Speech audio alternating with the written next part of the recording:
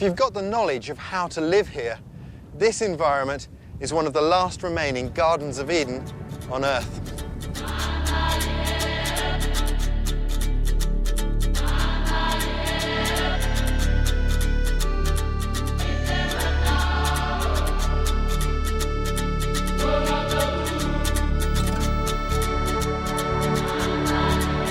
Visible from space, the Great Rift Valley extends from Mozambique through East Africa into Turkey, over 6,000 miles in length. Massive tectonic movements have buckled the Earth's crust, giving the dramatic scenery which is characteristic of Tanzania. Here in the spectacular region of Lake Eyasi in Tanzania, some of the most important clues to the evolution of our species have been uncovered. This is the Olduvai Gorge, which for millions of years has borne silent witness to the changing fortunes of humankind. But it's only in the last century that we've really started to piece together the clues the gorge has to offer. Skull fragments, stone tools and other fossils have revolutionized the way we think about our origins.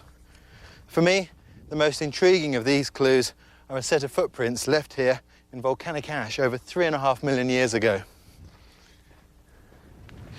In a way, all of our footprints can be traced back to that ancient trail, but of course we haven't all walked in the same direction. These footprints belong to people who've taken a totally different path, the Hadza.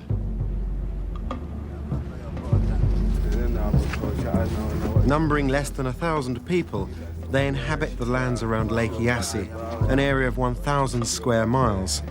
The Hadza are one of the few tribes of true hunter-gatherers left in the world.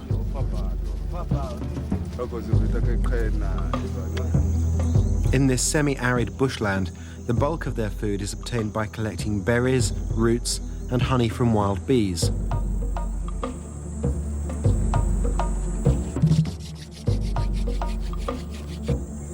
But the most prized food source is meat, and the Hadza love to hunt.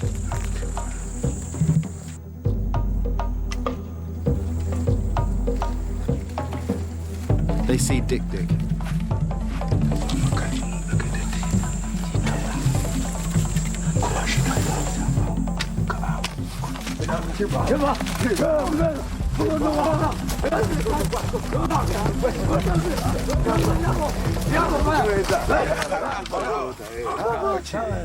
They give thanks for their kill.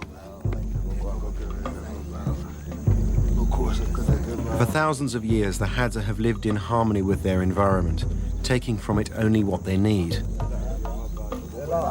If a man kills a small animal like this Dik-Dik, he will share it with the people he happens to be with at the time.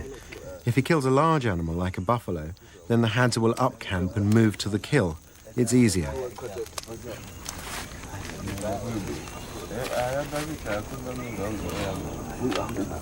The Hadza have no chiefs or headmen, and this allows for a high degree of mobility. Anyone can live, hunt and gather wherever he or she chooses.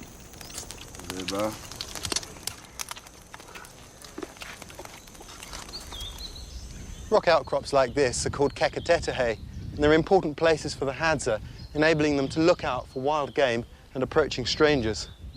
This one is particularly important because it's also the burial site of a man called Washima, who's remembered as being a great hunter and the father of many children. And the land round here is the perfect place to build your house, or as the Hadza call it, etako. The women are strong, independent, and highly skilled. They have to be. They build the huts. And although they marry and have children, they are in control of their own lives.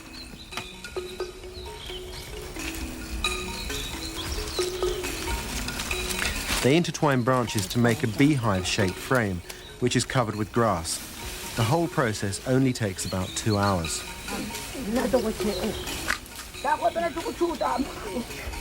The Hadza live in small nomadic groups and have hardly any possessions. They move camp every few weeks for a number of reasons: death or illness, a shortage of water, to avoid the build-up of vermin, or just the feeling that living in one place for too long is bad.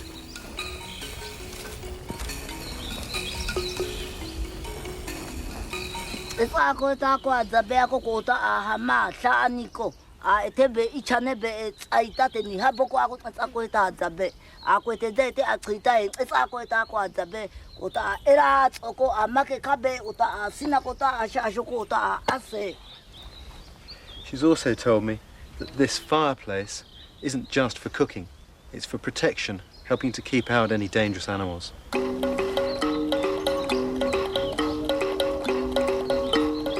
This is the village of Sonola, and like most Hadza villages, there's a tremendous sense of togetherness here.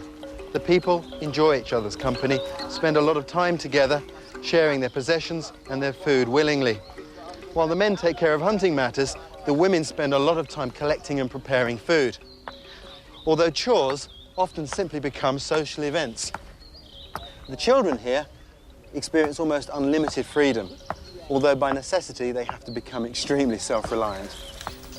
They begin to forage from an early age, learning which berries and roots are good to eat. Ayako, boko ako pakapa ako. Funde siya itachana oranako. Isutisi, aita masarako. So abami chita siya kadziko kwe so abami chita siya. Kwe so koo isuchiya. Kwe kwani akwiti inakwi eko tsapare ikuchi. From the age of 2, boys start to practice on butterflies and insects, gradually becoming more adept and competing with each other around the camp. By 10, they're shooting a fair amount of meat, such as birds, small mammals, and reptiles.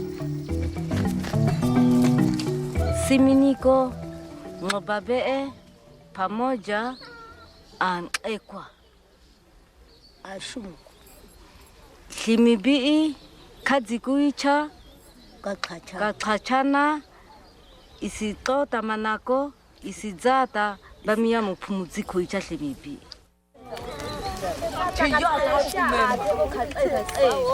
Since the 1920s, there have been several attempts to encourage the Hadza to live in permanent settlements and become farm labourers. These attempts failed as the majority of the Hadza prefer to return to the bush and continue their traditional lifestyle, which benefits them with a diet that is varied and nutritious. While they sometimes experience hunger, they have never known famine. This is a typical Hadza meal. The women will share the food amongst everybody. They chew the root to soften it before giving it to the youngest children.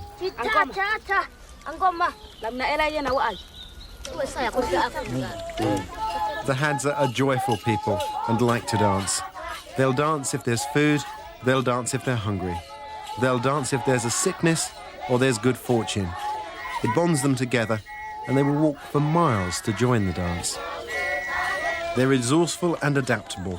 Loving colour, they use whatever's available for decoration, even bits of old plastic.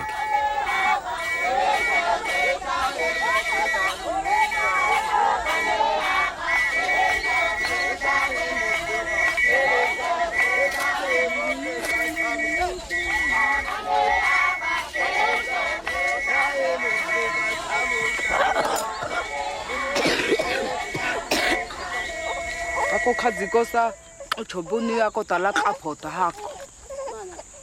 Mana mbugushi yako ucha temena kwebe. The men here have invited me to make a walk with them to another camp. Now that's about 60 kilometers straight through the bush. So they're insisting that, like the children, I should also be self-reliant. And they say they're going to make me a bow and arrow for my protection. And in just one day. Magenga is cutting the branch from the musuk tree to make the bow.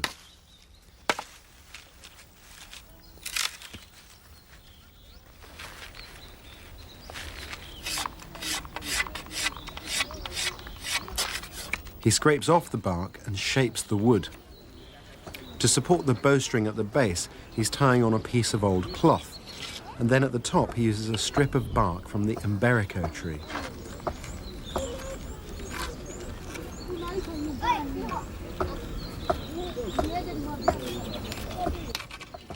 He's using an old bowstring made from the neck ligament of a large animal. He bends the bow with his knee to get the tension right and ties a very distinctive knot that the Hadza always use.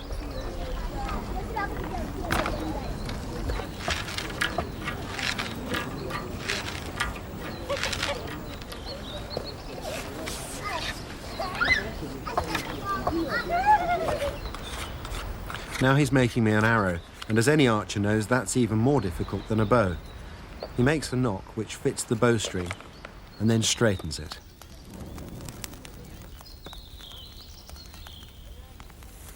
Guinea fowl wing or tail feathers provide the fletching. By softening some ligament in his mouth, it becomes self-adhesive, and he uses this to attach the feathers.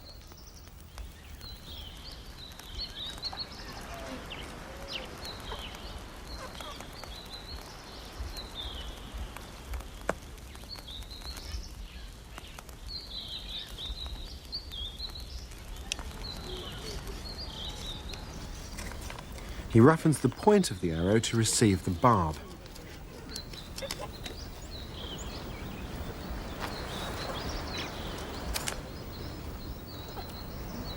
And again, this is tied on with ligament.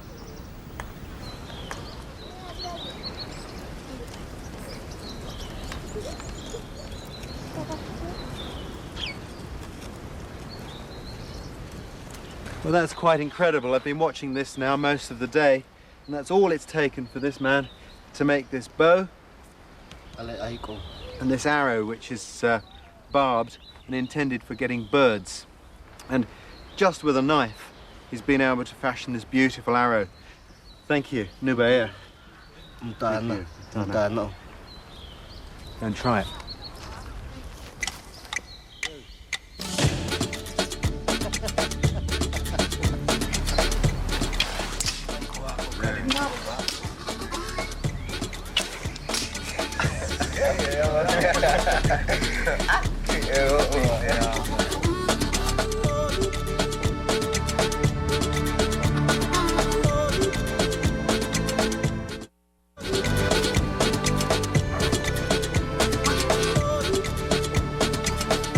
The Hadza don't need maps and compasses because they know this land intimately, having walked every single inch of it. For me, it's a real pleasure to be able to walk with them and see it through their eyes.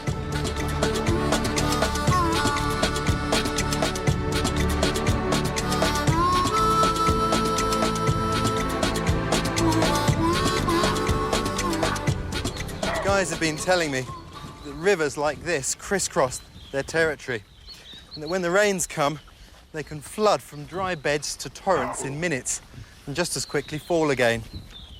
Fortunately, though, some of the water gets trapped in the river bed where it can be accessed at permanent pools during times of drought. That's important to the Hadza and to the wildlife. But now, those pools are drying up as they're drained by wells dug by the herders for their cattle. What's more, those wells are themselves a danger. Animals the size of zebra have been known to fall into them and drown while trying to drink. Kila kalimo kua manako kua ati buch ukwa iyami ati kiakra I atato gabi. Kwa sababu isha yako badabi iku isha kwa pi atibi. Chete bek au kwa manako ta isha bek au kwa amana mo bek be isha bek au be isha bek au bitik ne cha atibi. Kutashi atibi tingo ko isha. These corrals aren't used by the Hadza. These are built by herders who've been displaced into this area from outside. Sometimes they'll build a corral or a boma like this for just one night. The really tragic thing is they're cutting down trees that are an important source of food for the Hadza. And if they're not doing that, then they cut them down anyway because they say the trees hold tsetse flies which will harm their cattle.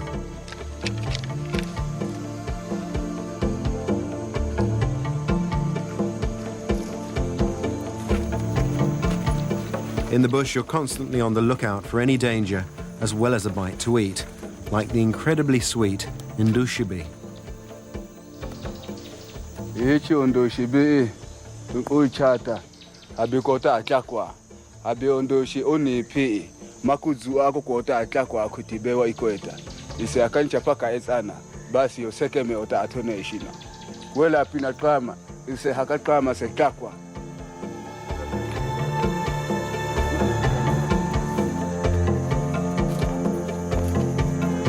Is that it?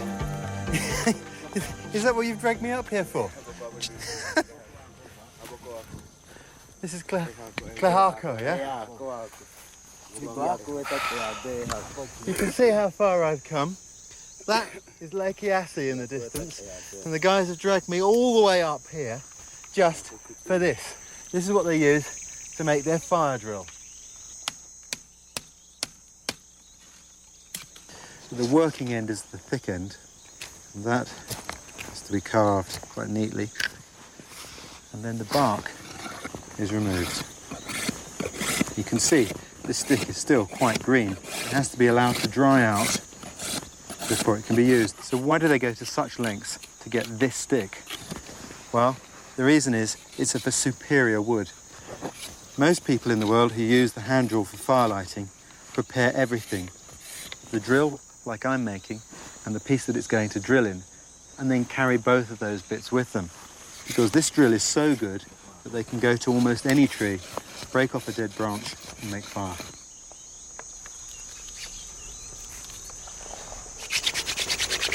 Guido and I set up camp for the night. Fire is the first priority, as it will give us warmth and protection. This is snake and big cat country.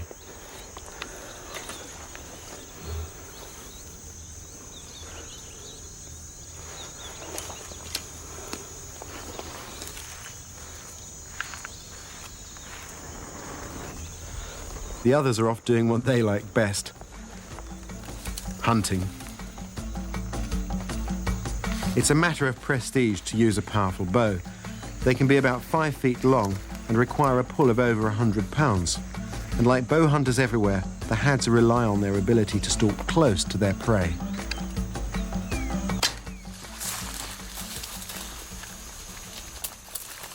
These impala get away, but they didn't come back empty-handed.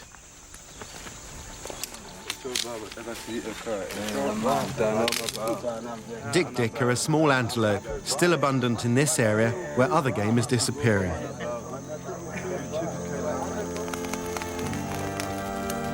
It tastes like sweet venison, and they waste nothing.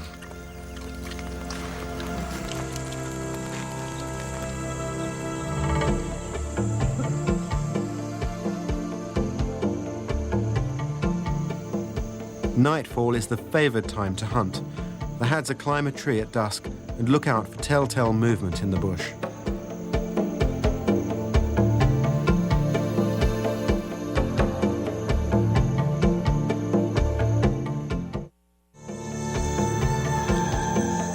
Over centuries, the Hadza have assimilated an astonishing knowledge of their environment's potential.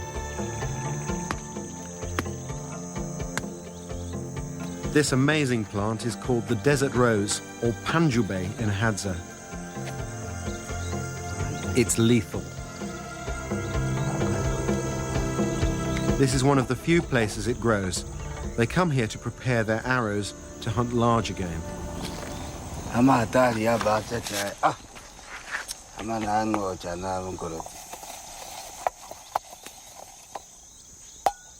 This poison is now ready, and he's forming the poison behind the barb of the arrow.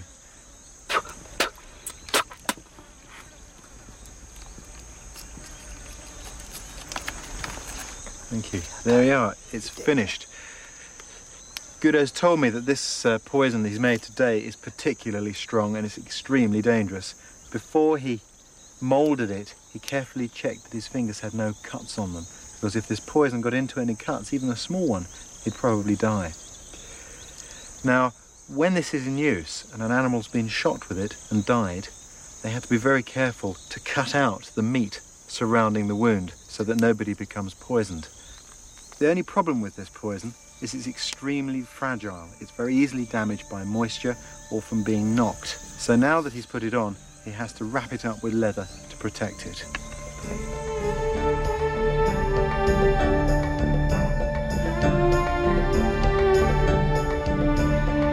The Hadza call these oases kulikuako, and they're full of palm trees. And each one of these palm trees is holding about 200 fruit.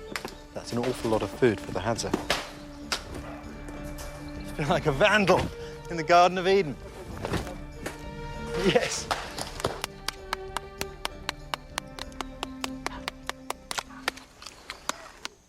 That's amazing, that's delicious. It tastes just like sort of a dried ginger cake. In Hadza, they call it menyangupe. Well, Sabina, this is one of the most unusual and one of the most delicious fruits I've ever eaten.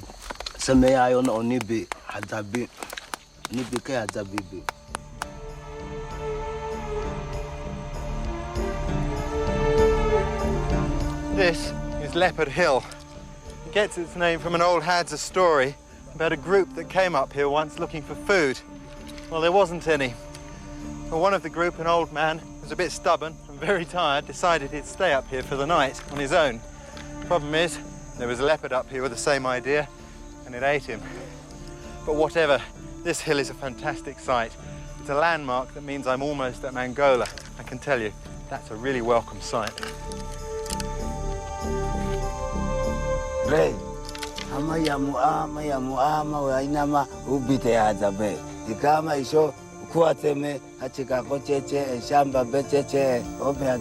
It's a sad story to end our journey. Gudo says, we were happy here, but then other people came and cut down the trees for farms. Their goats and cows have eaten the grass, and now all the animals from God have run away, and now we have no food.